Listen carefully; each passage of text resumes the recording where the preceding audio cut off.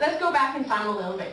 Back in 2007-8 or something, I had failed chemistry, biochemical chemistry, something long title. I failed it like for the third time. Failure rate was like 75%, so I just did as my friends did. And I was devastated, because you pay per course in Australia, and it was very expensive, and you had to extend your visa each time you failed an exam too. And I was like, I don't want to go home, but I don't want to do this, you know? And I was feeling I was selling my brain, you know, not selling my body, I was like selling my brain so I could stay in this beautiful country. And it just felt horrible, really. And I sat down with my husband, and he said, well, let's just make a list of possible jobs. Let's make a list of anything. Because I felt like it was too late for me to study something else.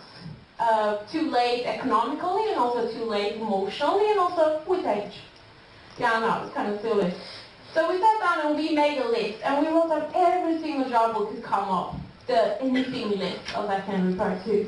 And then we made a separate list with all the things that my friends would say I'm good at, and what I think I'm good at, and what would make a job not feel like a job for me, because I don't like working. Really, I don't like working. I have a hard time being serious, so I couldn't have something serious, and you can't really crack jokes at the hospital. I might be laughing, but nobody else will. So we made this list, and we started crossing off the list one by one, all the jobs that like, not this, not that. And at the end, I think I had graphic designer, and a couple more, and then I had developer. And because of our love for logic and puzzles, we ended up with, that was the final one. So I had never written a line of code in my life. I had never seen a line of code. The most I had done then was like discover the blink tag in HTML, which I am still going in therapy for today. So basically, I had no idea what it was. I just went by the description from friends, what the developer did, reading about it like in job descriptions and so on, and that would be the dream match. Now that was funny, you know, like this is never going to happen. But, well, now I know if I could live again what I would choose. But at some point in 2010, after I graduated, I tried starting my own clinic as a dietitian. I really tried it all. I opened up a school, I tried teaching, and I just wasn't happy. And I came back to that list, and it felt like I have to do something at this point. So I actually decided.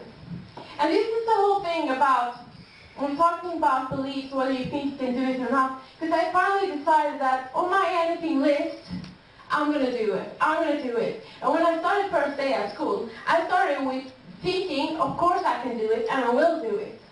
And that actually makes me the odd one out if you look at studies. When it comes to men and women, we are a little bit different in our way of thinking, and we are more affected by our beliefs. Our performance is more affected by our beliefs than we probably know. Now, a stereotypical threat is when somebody says to you that you're expected to do worse because of the stereotype. For example, well, we expect guys to kind of do better on this because this is like more of a guy thing. Now, that would be considered a stereotypical threat. So they did a lot of research on this, and women would actually do worse on math tests if they were told that they would do worse because they were a woman. Now, on the exact same test, if they were told that we expect men and women to do equally as well, they would do equally as well. Well, the guys, well, yeah, you know. So that's very, very interesting. And they did it with a computer as well. So they had a computer and they had to perform different tasks on the computer. And the women were told that, well, this is technical, difficult for women, but hey, give it a go. And they would actually do way worse. And they also had women looking at women interacting with the computers. And although if the women did just as well as the guys, the women would think that the women did worse, although they did the exact same things. So the thing is that if you think you can or you can't, you are very likely right. And that's a very important thing to think about when we are in an industry where we are the minority, it's really up to you to believe that you can. It's very, very important to think about that. So I started school, and I believed I could, and I wanted to do great. I started school, the guys were great. I honestly, I never felt like I wasn't included. I would come in high heels and a dress, full makeup on and everything. But the guys wouldn't even look up from their computers. So the first few times I was disappointed, to be honest, you know? Like, hey, nothing.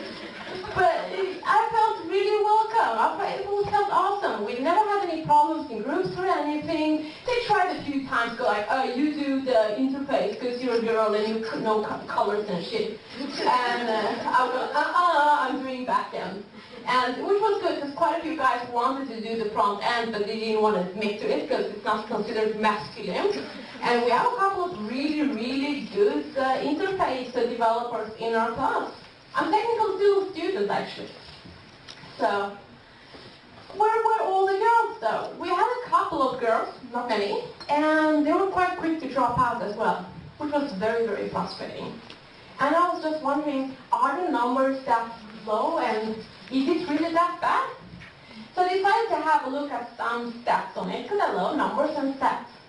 Now, it's kind of hard to find accurate statistics because it depends on so many things. Are we just going to look at universities? Are we just going to look at graduates and so on? Because a lot of people will start at uni and then drop out and make a switch to something else. But this is the best I could find. And it is quite low. But there is something that is even more important to look at, and those are trends. Because trends says a lot about what we can expect in the future. During the 80s, in the US, actually half of programmers were female. Half of them.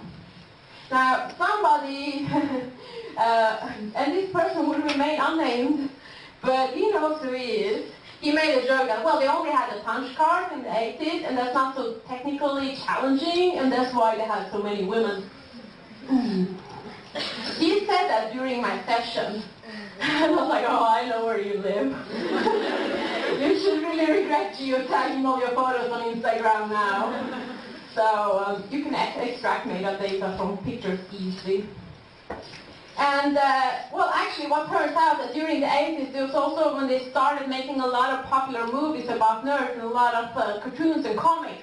And the person working with computers and so on is always portrayed as a guy.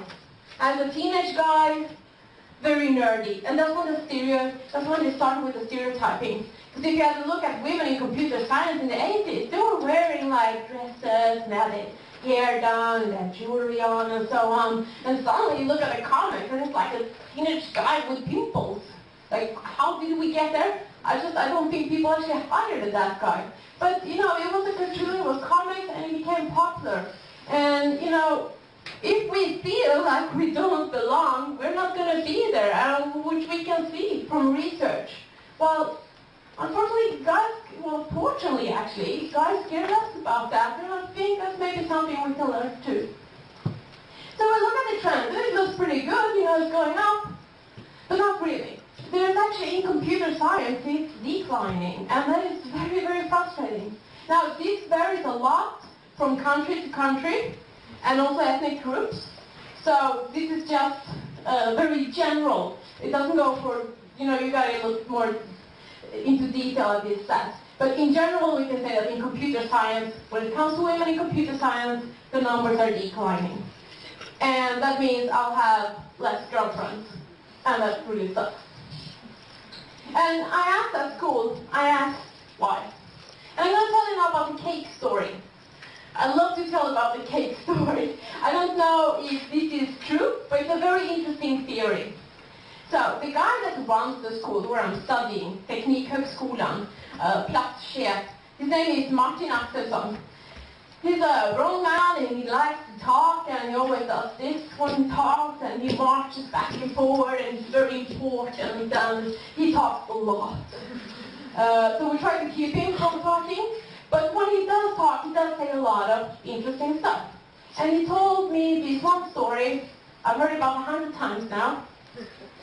And it's a very interesting story. I asked him, like, Martin, how come so many girls drop out? And he said, well, here's the thing. If you look at computer science as a big cake, you know, and this cake just keeps on growing. Someone just keeps slapping on another layer and another layer and another layer every single day.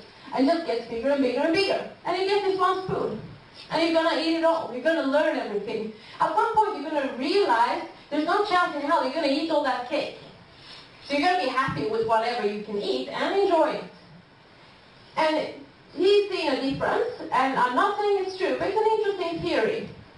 That when guys eat a little bit of the cake, they go like, wow, look what I learned, so cool, cool, cool, look here. And like, get all these friends, and like, cool, look at this thing I can do. And the difference with women are that they'll have a piece of the cake and go like, oh my God, I have everything this left to learn. I don't know anything. And I'm not sure if I can generalize like that between men and women, but personally I can say that I do recognize myself doing that a couple of times.